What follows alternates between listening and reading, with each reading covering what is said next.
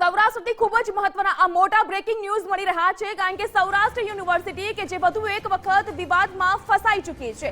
યુનિવર્સિટીમાં એબીવીપી દ્વારા ઉગ્ર વિરોધ પ્રદર્શન ચાલી રહ્યું છે। ઇન્ચાર્જ કુલપતિ નીલાંબરી દવેની ચેમ્બરનો એબીવીપી દ્વારા ઘેરાવ કરવામાં આવ્યો છે। અનેક રજૂઆત કરવામાં આવી તેમ છતાં પણ પ્રશ્નોનું કોઈ યોગ્ય નિરાકરણ ન આવતા હવે વિરોધનો સૂર ઉગ્ર બની રહ્યો છે। કુલપતિની ચેમ્બર બહાર જ રામધૂન બોલાવીને ઉગ્ર સૂત્રોચ્ચાર કરવામાં આવી રહ્યા છે। શું છે ઘટનાક્રમ તે જાણીએ। સંવાદદાતા જોડાઈ ચૂક્યા છે રહીમ આખરે એવી તો કઈ પ્રશ્નો અને સમસ્યા હતી કે જેના કારણે એબીવીપી હવે ચેમ્બરની બહાર જ બેસીને ઉગ્ર વિરોધ પ્રદર્શન ઉપર ઉતર્યું છે?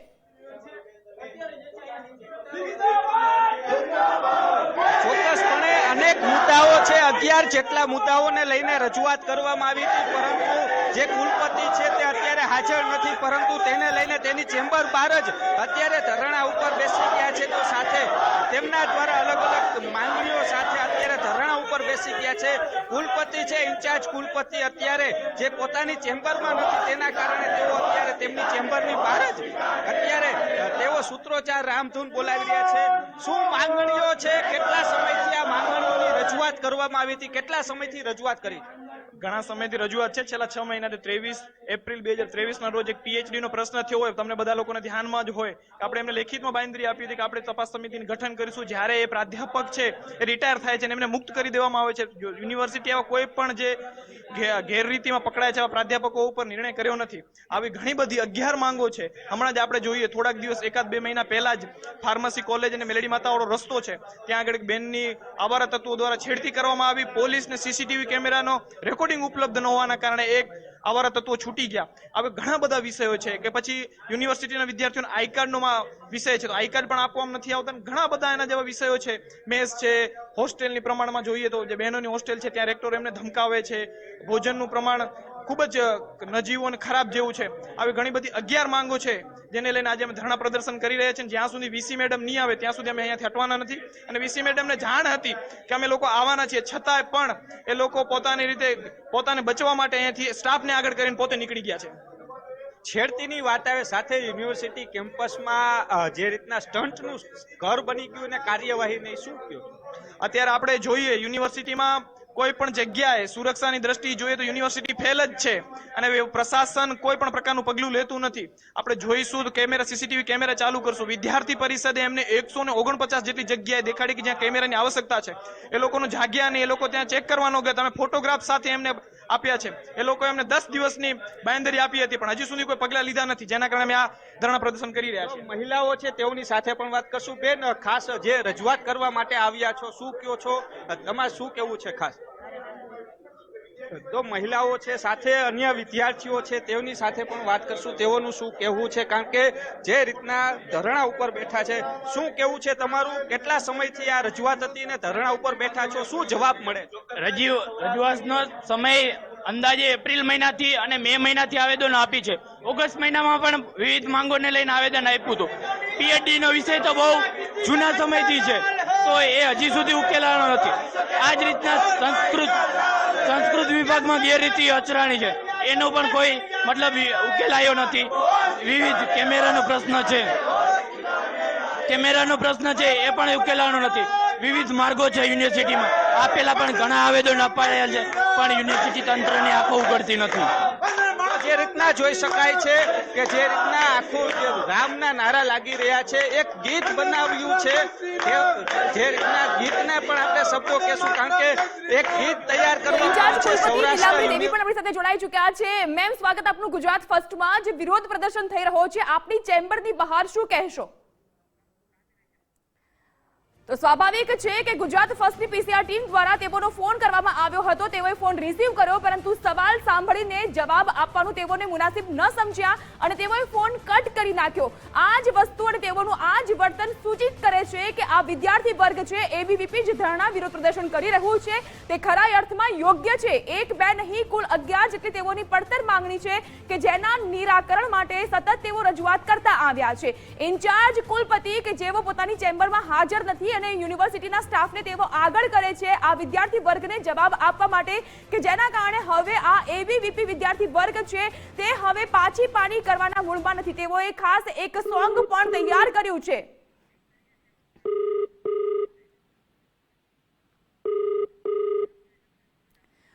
ગુજરાત ફર્સ્ટની પીસીઆર ટીમ દ્વારા ઇન્ચાર્જ કુલપતિ નીલાંબરી દવે સાથે સંપર્ક કરવા માટે તેઓને ફોન લગાવવામાં આવ્યો છે. રિંગ જાય છે. પ્રથમ વખત તેઓએ ફોન રિસીવ કર્યો. જવાબ આપતા પહેલા તેઓએ ફોન કટ કર્યો હતો.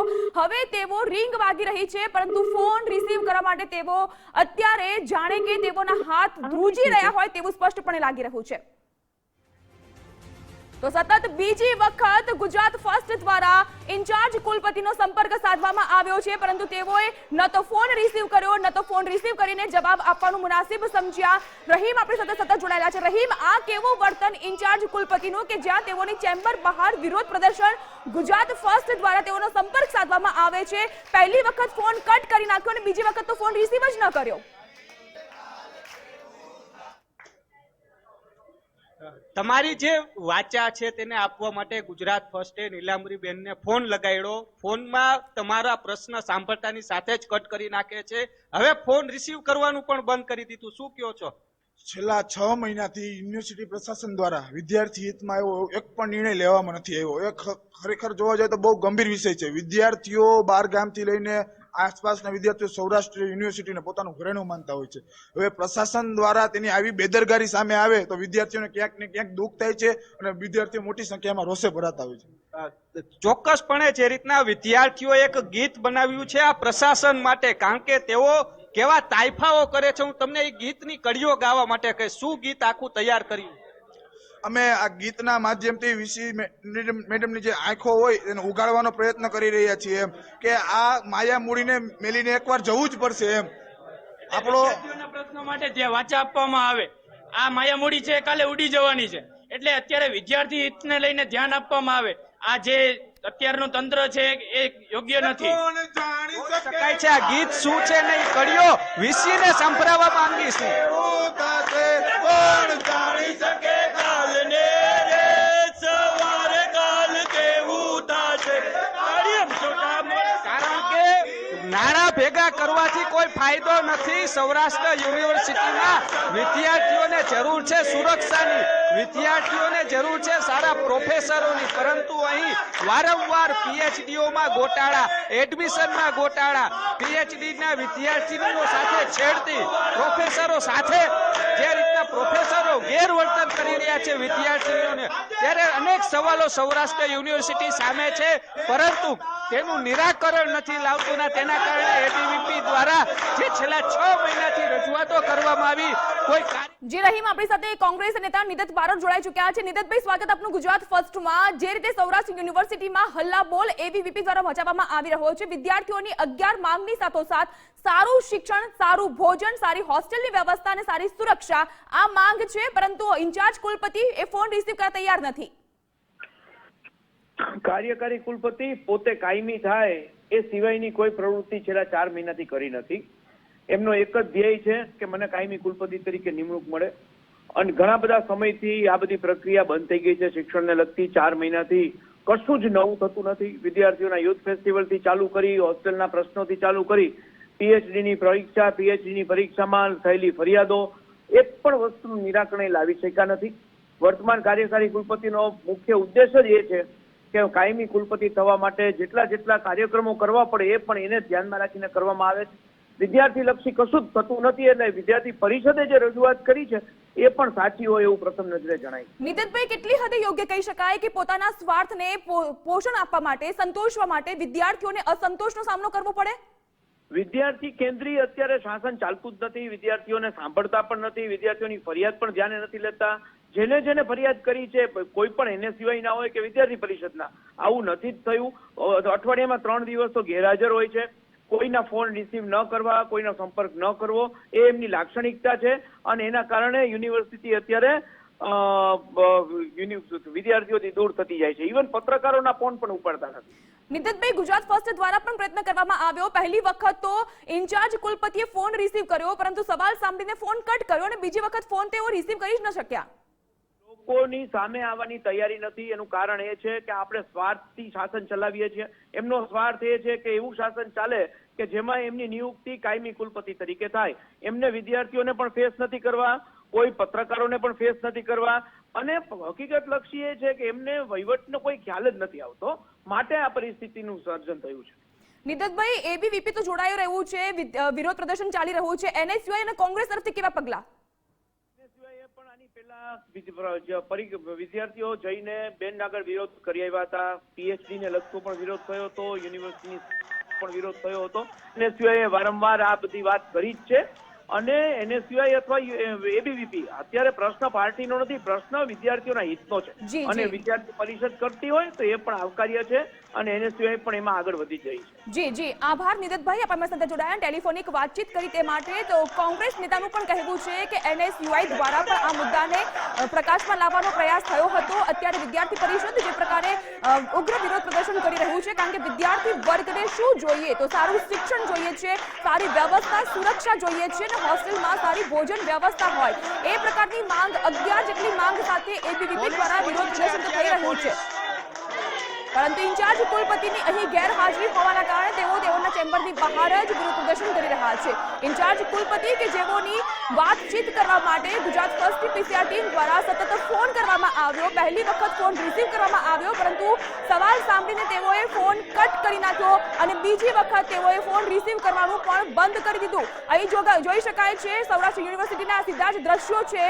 અહીં પોલીસનો બંદોબસ્ત પણ સામે આવી ચૂક્યો છે. રહીમ પણ સતત આપણને અપડેટ આપી રહ્યા છે. રહીમ, વિરોધ પ્રદર્શન અને તેની સામે હવે પોલીસ કાફલો પણ આવી ચૂક્યો છે. ચોક્કસપણે જે રીતના યુનિવર્સિટીની અંદર કુલપતિની ચેમ્બર બહાર ધરણા શરૂ કરવામાં આવ્યા છે અને તેઓની માંગ હતી જો કુલપતિ નહીં આવે તો કુલપતિનો પ્રોગ્રામ જે સ્થળ ઉપર છે ત્યાં જઈને તેમને તાળાબંધી કરવાના જે જાહેરાત કરીને હવે પોલીસ છે તે તાબડતોબ બોલાવી લેવામાં આવી છે. પોલીસનો કાફલો છે તે અત્યારે કુલપતિની ચેમ્બર બહાર છે, જે સીધા જ દ્રશ્યો ગુજરાત ફર્સ્ટની ટીવી સ્ક્રીન ઉપર જોઈ શકાય છે કે ત્યાં અત્યારે પોલીસ આવી છે. આપણે સીધા વિદ્યાર્થીઓ સાથે વાત કરશું. જે જવાબ કુલપતિ નથી આપી રહ્યા અને પોલીસ આવી, શું કહેશો? કુલપતિ જવાબ નથી આપતા તો પોલીસ આવી ગઈ છે, પોલીસને બોલાવી લેવામાં આવી છે. શું આજ તો ક્યાંક ને ક્યાંક વીસીને ડર છે વિદ્યાર્થી પરિષદને સાંભળવાનો, એટલે પોલીસને આગળ કરવામાં આવે છે. વિદ્યાર્થી પરિષદનો નારો છે વીસી હમસે ડરતા હે, પુલિસ કો આગે કરતા હે, એટલા માટે ક્યાંક ને ક્યાંક પ્રશાસનને આગળ કરે છે. વીસી હવે ભાગી રહ્યા છે જવાબથી. વીસીને વિદ્યાર્થી હિતમાં કોઈ પણ જાતનો નિર્ણય લેવો હોય તો ક્યાંક ને ક્યાંક બહુ મુશ્કેલી થતું હોય એવું અમને લાગી રહ્યું છે. વિદ્યાર્થીઓ રોષે ભરાઈ રહ્યા છે, મોટી સંખ્યામાં વિદ્યાર્થીઓ જુદા જુદા કેમ્પસમાંથી આ ધરણા પ્રદર્શનમાં જોડાઈ રહ્યા છે. જ્યાં સુધી વીસી નહીં આવે ત્યાં સુધી રવિ પડે આવી રીતના ધરણા પ્રદર્શન શરૂ રહેશે. એ રીતના વાત કરીએ દ્રશ્યો તેઓની માંગ સાથે અડગ છે કે જ્યાં સુધી વીસી નહીં આવે ત્યાં સુધી તેઓ હટવાનું નથી. બીજી બાજુ દરવાજાની બહાર પોલીસનો કાફલો છે તે તૈનાત કરી દેવામાં આવ્યો છે ને જે સૂત્રોચ્ચાર છે તે યથાવત જોવા મળી રહ્યા છે, કારણ કે વિદ્યાર્થીઓ માટે થઈને છેલ્લા ઘણા સમયથી વિદ્યાર્થી પરિષદ છે તે લડત આપી રહ્યું છે. અલગ અલગ નારાઓ સાથે તેઓનો વિરોધ કરવામાં આવી રહ્યો છે, કારણ કે અનેક રજૂઆતો કરવામાં આવી છે. વીસી હાજર નથી એટલે ચેમ્બર, જે તેમની ચેમ્બર છે તેની બહાર જ અત્યારે સૂત્રોચ્ચાર છેલ્લા 1 કલાકથી કરવામાં આવી છે. ઇન્ચાર્જ કુલપતિ છે તે સૌરાષ્ટ્ર યુનિવર્સિટીના પટાંગણની અંદર જ છે, તેઓ એક કાર્યક્રમની અંદર છે, છતાં પણ કેમ તેઓ આ વિદ્યાર્થીઓ પરિષદનો અવાજ સાંભળવા નથી આવતા, તેઓની રજૂઆત સાંભળવા કેમ નથી આવતા, તે સૌથી મોટો સવાલ છે તે ઉત્પન્ન થઈ રહ્યો છે. જે પણ કંઈ કરવું પડે. જી જી, આભાર રહીમ તમામ જાણકારી આપવા માટે.